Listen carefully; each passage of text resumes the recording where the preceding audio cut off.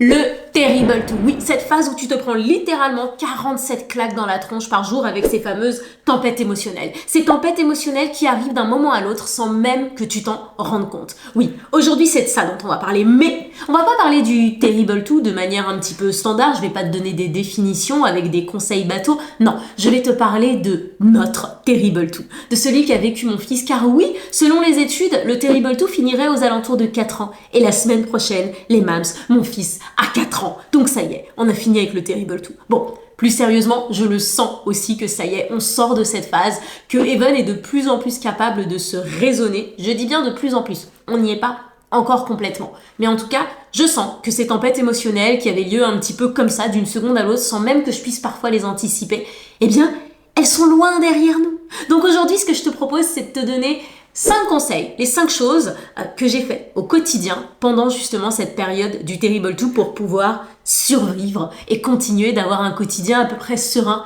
et apaisé. Bon, ça y est, c'est parti.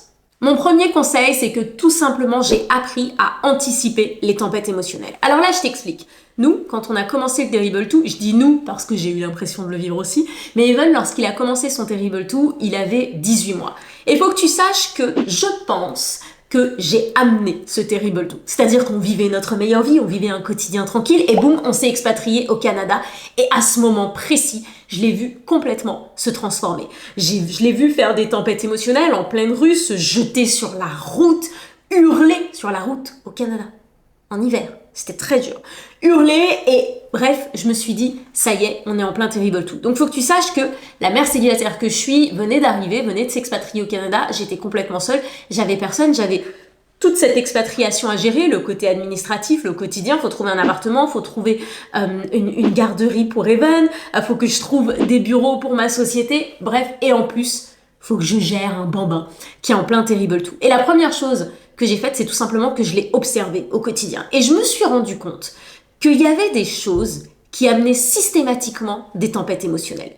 Je me suis aussi rendu compte qu'il y avait des moments où c'était tempête émotionnelle sur tempête émotionnelle. Je te prends un exemple, je me suis rendu compte bien sûr que le moment du bain, c'était très compliqué. Donc boum, on a mis en place des transitions, on a fait des jeux, on a fait des courses, des parcours pour aller jusqu'à la salle de bain. J'ai tout de suite anticipé. Je me suis aussi rendu compte que l'extérieur, aller au parc, les mams, c'était devenu l'enfer sur terre. Je m'explique. Aller au parc, le moment où je lui disais à chaque fois, maintenant on va partir, c'était très compliqué. Donc qu'est-ce que j'ai fait? Pareil, j'ai anticipé et surtout, j'ai commencé à faire nos sorties au parc uniquement le matin. Pourquoi? Le matin, la fatigue s'était pas accumulée, il n'avait pas encore de surstimulation.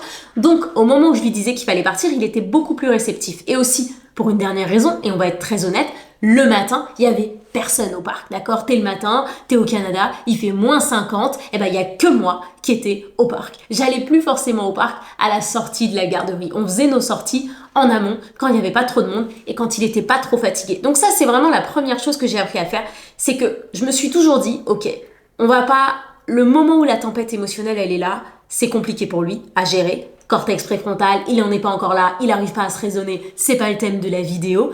Mais par contre, si on est capable d'anticiper, ça va être beaucoup mieux pour lui et pour moi, parce que moi aussi la fatigue elle s'est accumulée et la tempête émotionnelle à 19h, et ben moi aussi c'est très compliqué pour moi de la gérer. Donc première chose, j'anticipe. Donc si t'es en plein Terrible 2, t'observes et à chaque fois que t'as l'impression qu'il y a un moment où il y a une tempête émotionnelle qui est récurrente au quotidien, elle arrive, et ben t'anticipes.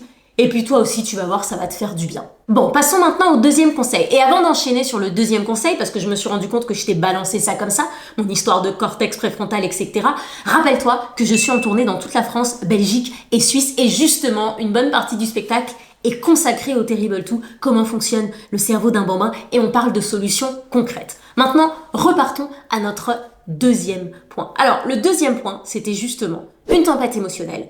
Quand elle est là, elle est là.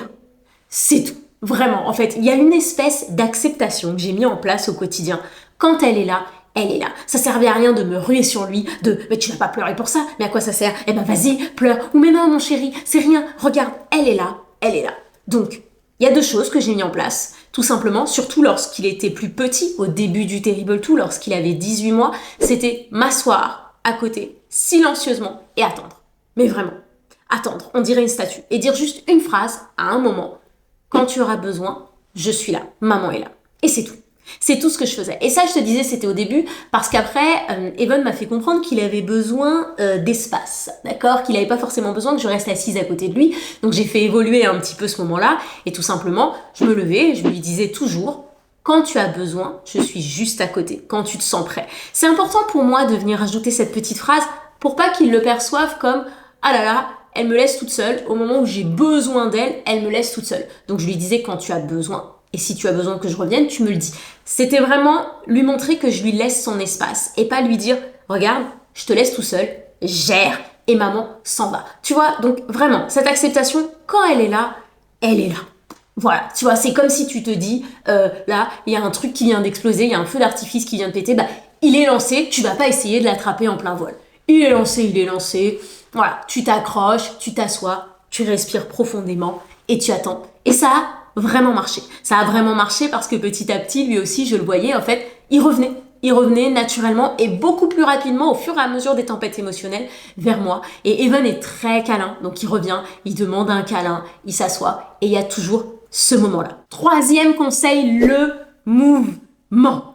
Ah mon Dieu, je me suis vite rendu compte que les fois où on avait beaucoup bougé en journée, que les fois où je le laissais bouger, même à l'intérieur, eh bien, les tempêtes émotionnelles diminuaient de minimum 50%.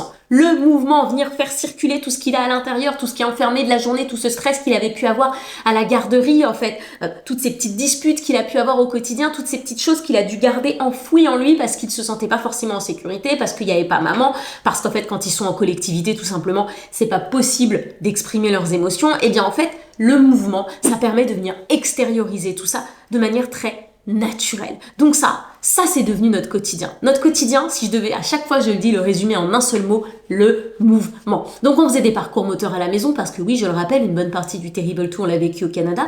Donc quand il y avait un ressenti moins 42 dehors, bah le mouvement, on le faisait à la maison, si tu vois ce que je veux dire. Donc le mouvement à la maison, quand on est arrivé, qu'on a dû vivre dans le sud, alors là c'est très simple, on ne rentrait à la maison que au moment d'aller prendre le bain. C'est-à-dire que même le dîner, on le faisait dehors, en mode pique-nique, alors qu'on était en train de soit de faire des courses, soit de faire de la draisienne, soit de faire du vélo, soit de faire des petits parcours parce que je mettais des plots dehors, mais on faisait un pique-nique et on ne rentrait que pour le bain. Vraiment, s'il y a une chose que j'ai retenue du Terrible 2 et que je retiens maintenant encore, parce qu'on n'en a pas parlé, mais après le Terrible 2, il y a le fucking 4, donc je vais continuer tout ce que j'ai mis en place, n'est-ce pas? Eh bien, c'est que un bambin qui bouge, vraiment, un bambin qui bouge, les meufs, ça change tout. Donc ça, c'est quelque chose, je l'ai observé tout de suite, et surtout qu'au Canada, alors déjà, il n'y avait pas beaucoup de mouvement parce qu'il faisait très froid, et puis il faut que tu imagines que le gars, il était habillé avec une combinaison tout le temps. Donc bouger, c'était très compliqué. J'espère que le mime que je te fais là te permet de visualiser. Bouger, c'était très compliqué. Et la garderie dans laquelle il était, alors elle était génialissime, vraiment. Enfin, c'était vraiment un endroit parfait. Je m'entendais extrêmement bien avec les professionnels, mais c'était petit. C'était petit. Donc il ne pouvait pas beaucoup bouger en journée, je le savais, je l'avais identifié et j'avais aussi identifié que du coup il y avait plus de tempêtes émotionnelles lorsqu'il allait à la garderie. Donc pareil, dès qu'on sortait, s'il faisait beau, c'était pas souvent, on pouvait tout de suite bouger et surtout on rentrait à pied, donc il y avait la poussette et le temps. S'il avait envie de marcher, il marchait. Ou sinon, quand on rentrait à la maison, tout de suite, je mettais en place un parcours moteur. Alors, petite pause. Quand je dis parcours moteur, imagine pas que tu dois investir dans un parcours hyper cher. Moi, je te disais un parcours moteur, je lui mettais des coussins, il sautait sur le canapé, il passait sous les chaises, et c'est bon, c'était plié le parcours moteur. Voilà, c'est tout ce que tu dois avoir en tête. Le quatrième conseil, j'ai tout miser sur le sommeil. Alors moi, mon fils, c'est très simple, comme beaucoup de bébés, comme beaucoup de bambins, s'il manque de sommeil, il est infréquentable. Le gars, il est infréquentable, ça sert à rien. Tu sais, lorsqu'on dit que des bébés chouinent ou râlent, tu vois, ou sont très irritables, eh bien c'est Evan. S'il a pas assez de sommeil, il y a rien qui va. T'as beau lui proposer le meilleur truc du monde, viens on va manger McDo, on mange une pizza, regarde une gaufre au Nutella, mais j'aime pas, mais c'est pas bon, mais c'est nul.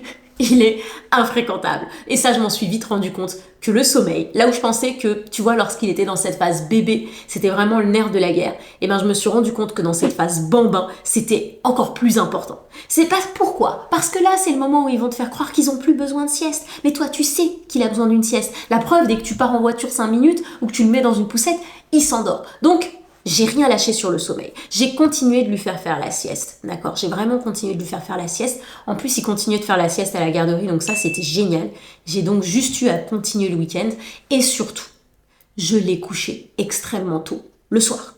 Quand je t'ai dit je l'ai couché extrêmement tôt le soir, oui, je te le dis, il y a des fois il est couché à 18h30, d'accord? En ce moment on est plus sur 19h30, mais en tout cas je le couche extrêmement tôt. Parce qu'en plus, Evan est un lève-tôt.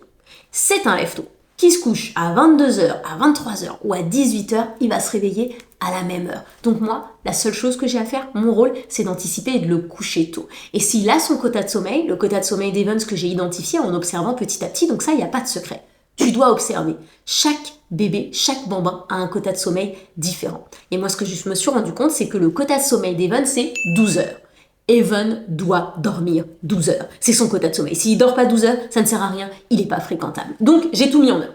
J'ai tout mis en œuvre pour que justement, il puisse dormir 12 heures et j'ai tout de suite vu les tempêtes émotionnelles diminuer. Et maintenant, mon 5e conseil. Alors là, faut que tu te rendes compte, et si tu as un bambin, tu t'en es rendu compte, un bambin, ça pense que ça peut tout faire. Ça pense que ça peut tout faire, que ça n'a besoin de personne. Du coup, naturellement, si on se laisse embarquer, eh bien, on va le suivre. Et là, ça rejoint un petit peu mon point juste avant, c'est-à-dire que si on se laisse embarquer, il va nous dire qu'il a plus besoin de sieste, qu'il a pas sommeil, qu'il a plus besoin de dormir. Pareil, au quotidien, il va vouloir enchaîner les activités sans jamais s'arrêter, sans faire de pause. Et c'est là où je me suis rendu compte que j'avais un rôle extrêmement important. Mon rôle à moi, c'était de m'assurer qu'il ne soit pas surstimulé. Mon rôle à moi, c'était de m'assurer qu'il puisse faire des pauses, d'accord? On pense souvent juste à la sieste et au sommeil, mais des pauses, des temps calmes, des moments où il a l'opportunité de s'apaiser. Car la surstimulation, on en parle beaucoup pour les bébés, mais elle est encore extrêmement présente pour les bambins. Et je le dis toujours, elle est aussi présente à l'âge adulte. Donc là, c'est nous. C'est nous. Notre rôle, c'est de dire, maintenant, on va faire une pause. Alors, ne lui dis pas comme ça, hein, parce que sinon, il risque d'y avoir une tempête émotionnelle. Mais en tout cas, toi, tu sais que dans ton quotidien, tu dois intégrer des pauses. Toi, tu sais que dans ton quotidien, c'est pas forcément une bonne idée de se lever, d'aller au trampoline park, ensuite d'enchaîner sur un autre truc, Royal Kids, ensuite d'aller manger chez ta tante, puis ensuite de rentrer et d'aller directement voir les copains. Ça fait trop. Ça fait trop et à un moment ou un autre, on va se le prendre en pleine tronche. Moi, à un moment ou un autre, lorsque je faisais ce genre de journée, je me le prenais en pleine tronche. Je te prends encore un exemple. On est parti en vacances. On a fait un road trip aux États-Unis, sur la côte ouest. Et alors, ce road trip s'est extrêmement bien passé. Mais il y a eu une journée où j'avais prévu beaucoup trop d'activités. D'accord? Comment te dire que le soir, il m'a mis une misère certaine. Il m'a mis une misère certaine. Là où sur le moment, c'est pour ça que je te dis, ça va dépendre des bambins. Sur le moment, tout se passait super bien. Mais le soir, ça a été très compliqué. Ça a été très compliqué pour lui de s'apaiser, ça a été très compliqué pour lui de s'endormir. Et j'ai même senti dans son sommeil qu'il n'était pas apaisé. Donc c'est à nous de leur dire, ok, là on va faire une pause, sans leur dire qu'on va faire une pause, de prévoir des lectures, de prévoir des moments de temps calme, de prévoir en fait des activités apaisantes. On va se faire un peu de yoga, on va écouter des histoires audio, etc. pour qu'ils puissent s'apaiser et être moins surstimulé. Bon, c'est tout pour moi sur ce Terrible 2. Voilà comment est-ce que j'ai survécu, voilà comment est-ce que j'en sors, mais je te parlerai bientôt du fucking 4. N'oublie pas, si tu veux aller plus loin sur le Terrible 2, je suis en ce moment en tournée dans toute la France avec mon master show sur un malentendu où on rentre dans le détail des tempêtes émotionnelles. Bon, je te laisse ici et je te dis à très bientôt.